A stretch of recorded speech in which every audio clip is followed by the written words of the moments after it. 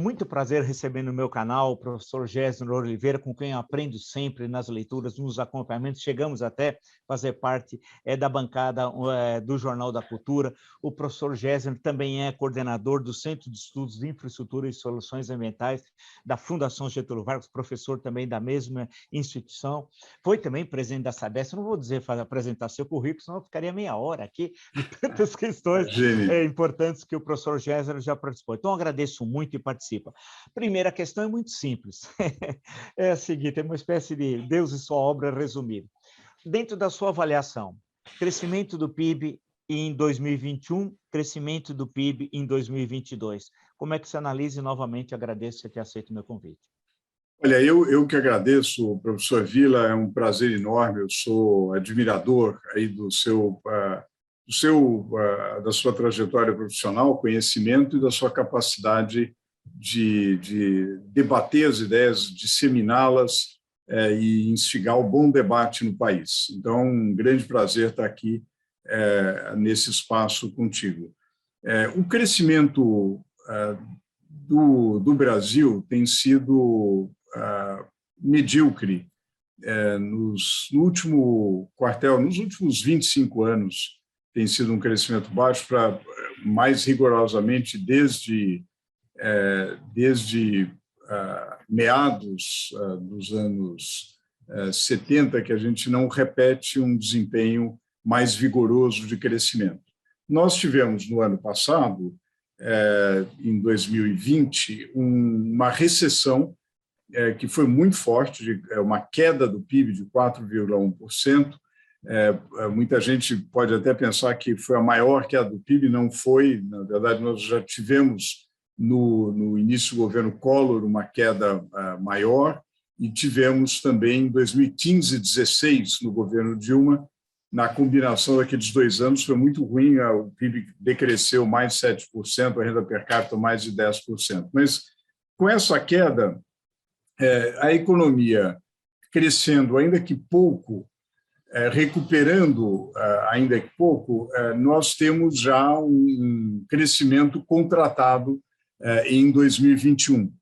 Em 2021, as projeções eram da ordem de 5,5%, depois de ter tido a recessão de 2020.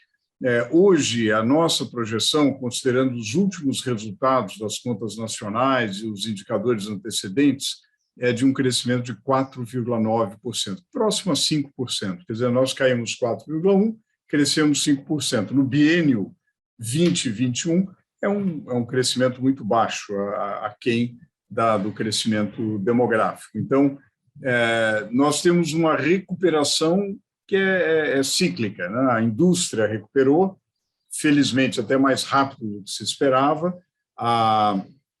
comércio e serviços foram mais lentos, e o agronegócio foi bem. O agronegócio não chegou a registrar um desempenho ruim durante a crise, pelo contrário, teve um desempenho bom durante a crise. Então, é essa a nossa situação. O grande problema, Vila, é olhar para frente, né? Quando a gente olha para frente, a gente vê que não há um movimento de retomada sustentada do crescimento. Para isso, nós precisamos de investimento, no termo técnico das contas nacionais, de formação bruta de capital fixo, né? Infelizmente, esse desempenho não existe. Por quê? Porque há muita incerteza, né? E, ao mesmo tempo, há 2 vetores muito claros de expansão que eu queria compartilhar contigo, que é, primeiro, a infraestrutura, que é um vetor claro de expansão, e, segundo, a economia verde. Nós falávamos há pouco de soluções ambientais, e, de fato, quando a gente olha a estratégia da União Europeia, a estratégia do governo Biden e de outras regiões do planeta, há uma percepção de que um pacote articulado de investimentos em infraestrutura, com uma preocupação de descarbonização da economia, abre avenidas de oportunidades, né, que podem gerar crescimento. E o Brasil, curiosamente, pela sua tragédia e pelas suas características, apresenta oportunidades muito interessantes. Pela tragédia, porque como falta tudo em infraestrutura, quer dizer, nós temos metade da população não tem coleta de esgoto, para começar, né? Então, as crianças brasileiras brincam no esgoto, quer dizer, milhares delas. Isso é um tremendo mercado também, né? Então, se nós investirmos naquilo que falta, rodovia, ferrovia, porto, enfim, há uma série, depois a gente pode conversar mais, e também nós temos uma enorme biodiversidade que pode ser aproveitada para uma série de atividades amigáveis com o meio ambiente, extremamente geradoras de valor, bem como nós temos um patrimônio que tem valor econômico, mas que não é aproveitado, que são os serviços ecossistêmicos dos biomas em geral e da floresta amazônica em particular. Então, nós temos assim uma situação de estagnação e, infelizmente, no período atual, poderíamos até dizer estagflação, porque a inflação voltou a preocupar, né? Então, nós não temos um crescimento expressivo e temos inflação, mas, ao mesmo tempo, há avenidas de oportunidades que, para serem aproveitadas, é preciso construir uma ponte para elas. E é isso exatamente que falta no país. Uma das pontes, quais seriam? Olha, uma das pontes é a mudança, uma mudança bastante grande na postura do país em relação à política ambiental. A nossa postura tem sido uma postura de vítima e de passividade, né?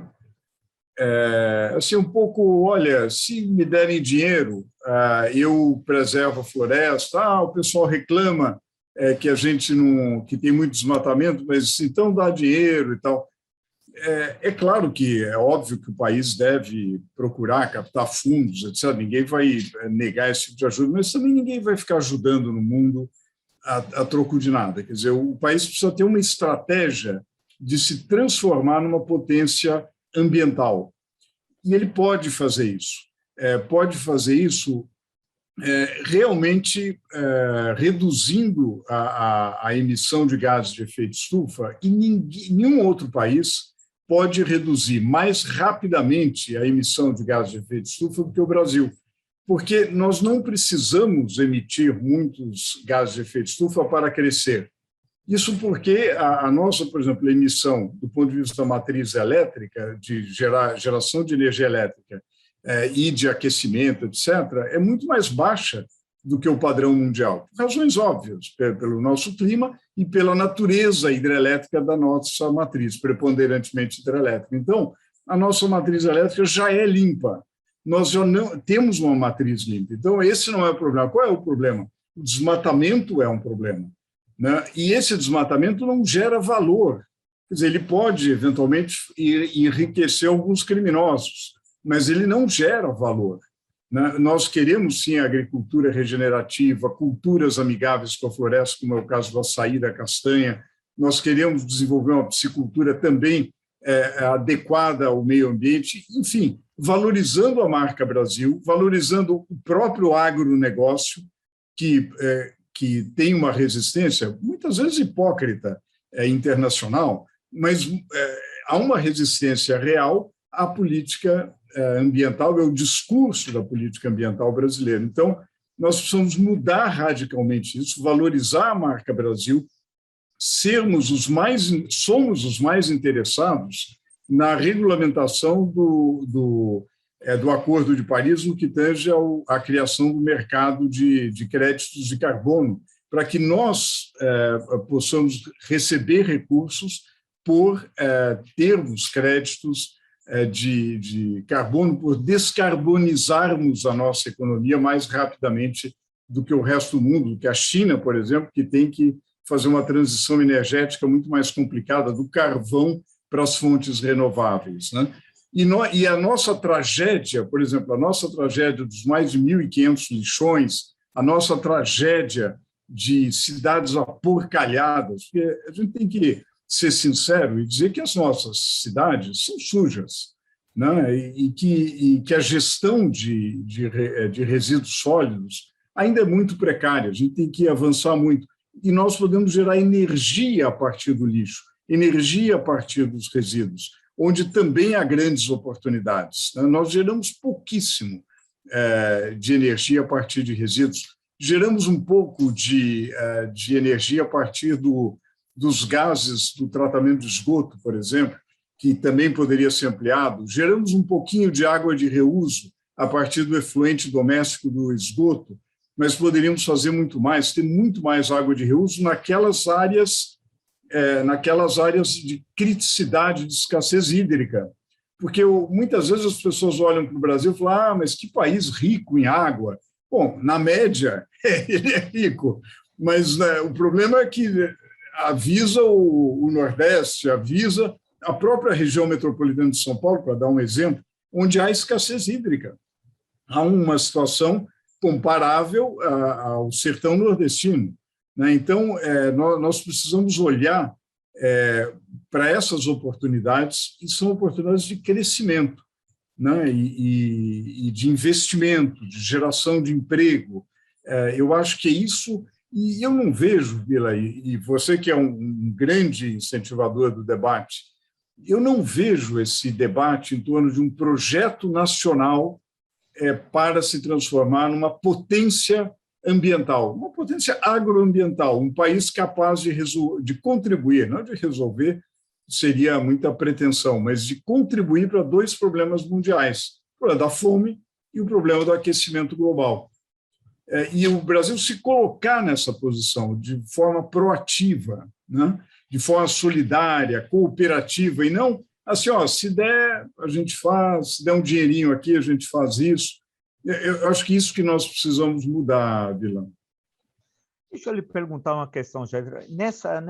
Como é que você desenha 2022? Eu sei que as projeções são difíceis de serem feitas, nós somos um país que a gente muitas vezes não consegue saber o que vai acontecer na semana seguinte, né? Mas, claro, com todas as empresas, todo mundo precisa ter o seu planejamento.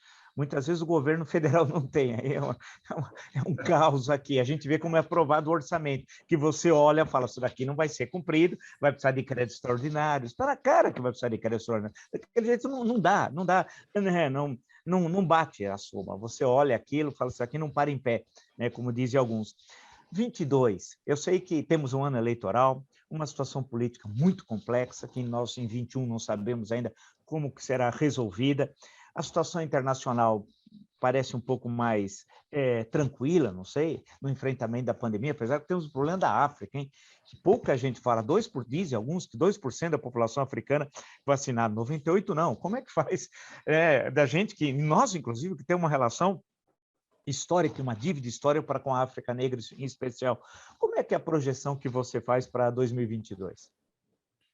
Olha, Vila, você falou bem como é difícil fazer cenários e muitas empresas com as quais trabalhamos fazem exercícios e perguntam, assim como muitas famílias perguntam, bom, como será 22, porque eu preciso resolver se vou comprar uma casa, se vou comprar um carro, se eu vou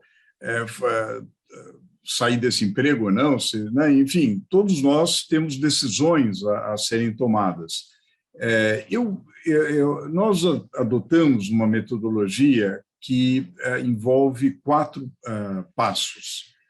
Primeiro, o de multiscenários macroeconômicos. Então, a gente procura imaginar quais são algumas possibilidades do ponto de vista de cenários macroeconômicos, né?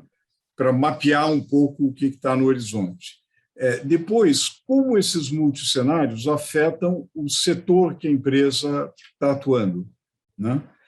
Como que como que esses impactos setoriais, a partir desses multiscenários, acabam repercutindo na vida da empresa, né? Então, aqui a gente já tem 3 andares: o andar de cima, os multiscenários, depois multiscenários setoriais, impactos sobre a empresa e o mais importante, planos contingentes. Porque se der errado, eu tenho uma boia aqui, né? Se o Titanic afundar, eu tenho meu bote aqui, meu lugar no bote, tá certo?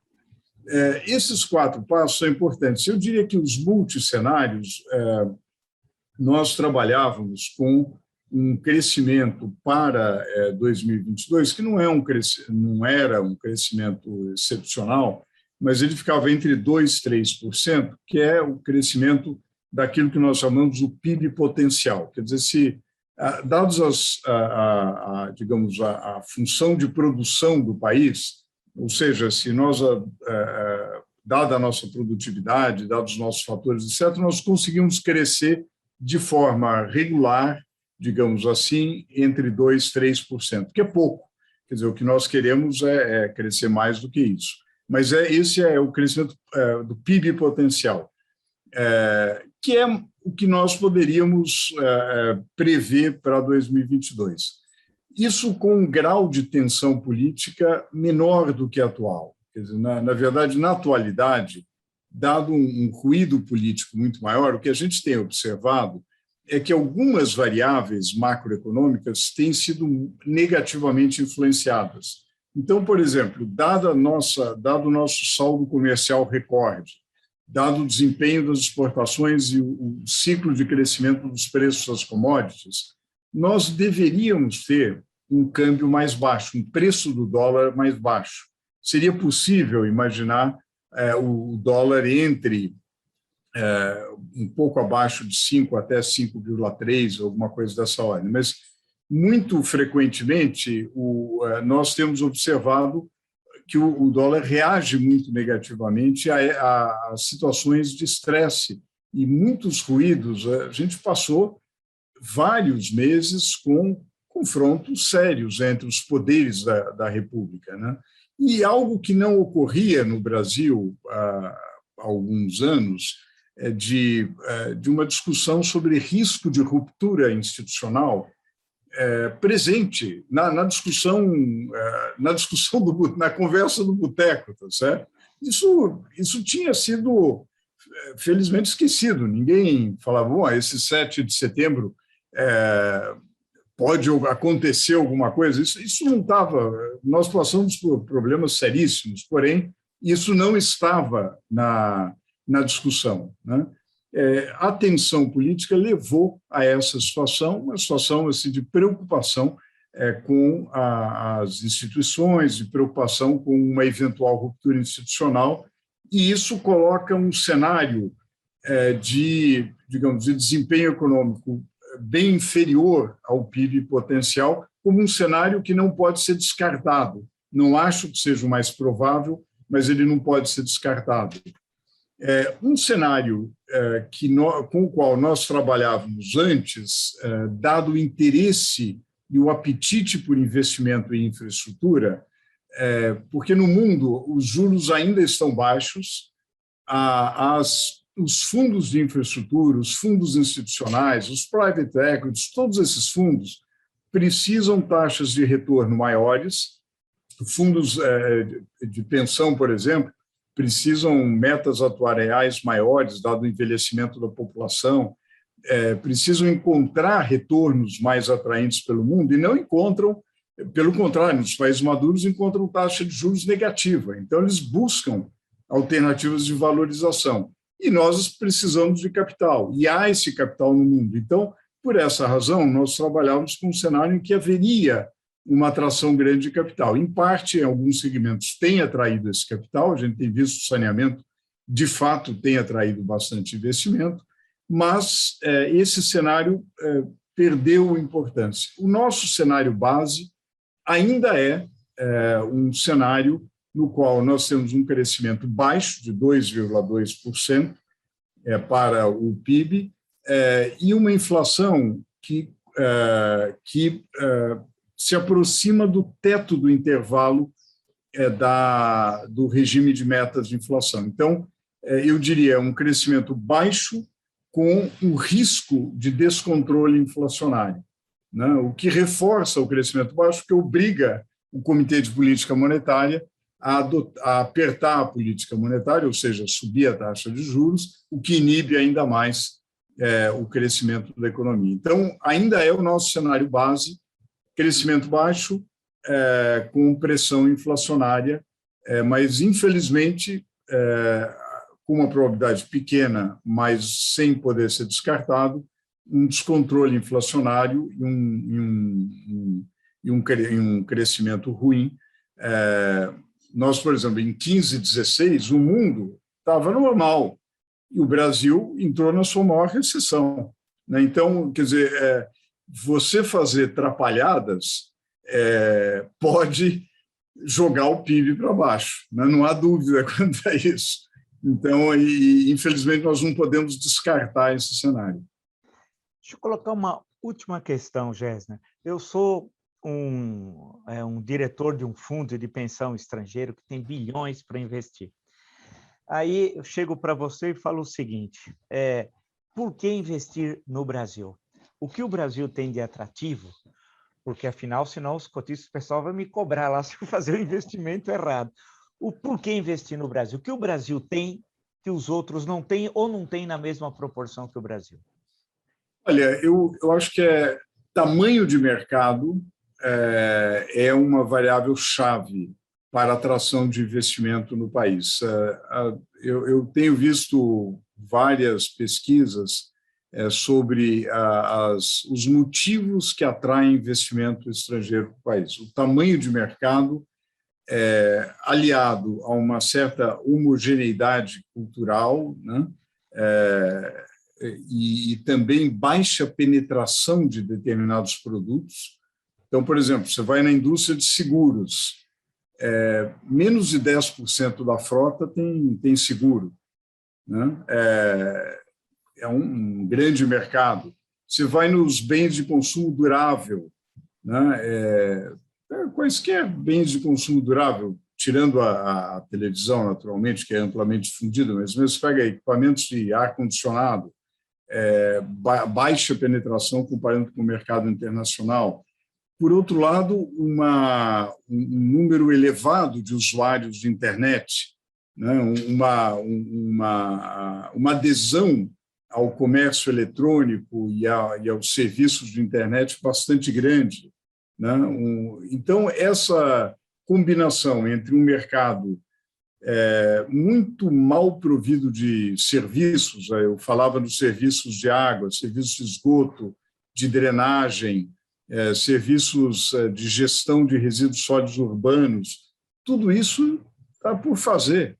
Você tem 5.500 municípios, eu arriscaria dizer que, no máximo, 400 municípios têm um plano de financiamento, por exemplo, para uma política adequada de gestão de resíduos sólidos. Não que esteja implementado, mas pelo menos tem minimamente um desenho, né? Ora, isso é um mercado imenso e, obviamente, que você pode gerar, não só prover o serviço, como gerar energia, né, a partir daí. Um outro aspecto muito interessante, Vila, por exemplo, aos trancos e barrancos, as nossas cortes foram dando um sinal de que os contratos de concessão, lá da Lei de Concessões de meados dos anos 90, foram respeitados. As pessoas ficam até surpresas. Como foram respeitados? Eu ouvi falar da linha amarela, o Requião no Paraná e não sei mais o quê. Tudo isso é verdade. Porém, com os recursos, em última análise, você faz valer as regras do contrato. Quando você compara com a Argentina, com o México e outros países latino-americanos, isso não é tão verdadeiro, né? Então, essa combinação entre grandes oportunidades de serviços que não existem ou são muito mal, a oferta é muito precária, aliado digamos, a um arcabouço jurídico institucional testado, há uma homogeneidade cultural, né? Aqui a gente não está falando da Índia, com mais de centena de dialetos e de conflitos étnicos, etc. e também com problemas de infraestrutura fantásticos. Eu acho que essa combinação dá ao Brasil uma característica muito interessante. A gente fala da economia circular, né, do aproveitamento do resíduo como insumo, quer dizer, como parte de... ele volta para a cadeia produtiva, né? E o Brasil, todo o seu agronegócio pujante, por exemplo, gera uma série de resíduos que, na verdade, são insumos para outras atividades, como é o bagaço da cana, como é a casca do arroz, e tantas outras atividades que podem gerar resíduos muito importantes e consequentemente, processos de cogeração. Então, por tudo isso, acho que o Brasil tem uma atratividade imensa para investimento. A preocupação, naturalmente, é que está na cabeça do investidor. As regras serão respeitadas? No meio do jogo, será que vão mudar a regra?